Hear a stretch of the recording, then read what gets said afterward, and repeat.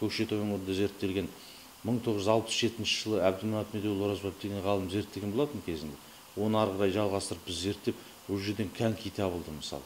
Қазақтың даласында коньки болмаған деген түсінік бар, ал бірақ біз соны дәлелдеп, сүйектен жасалған конькидің отаны Норвегия деп жүргенде біздің жерімізде конькилер табылды.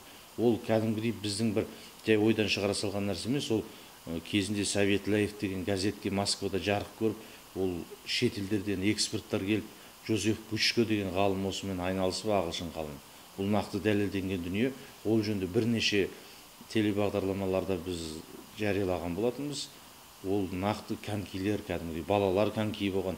Бұл қазіргі конькилер сияқты емес, бірақ та бұл асты өткір жүзді емес, доға тәрізді болып келген. Бұл мұзда да, қатқақ қарда да сырғанай беретін. Ол және біздің этнографиямызда да болған. Конькидің деп аталмаған, ол бірақ сойшаңғы деп аталған сол дәуірлерде. Ол мынау Дәркембай Шақпарұлының деректерінде де, этнографтарда айтылады осы жөнінде.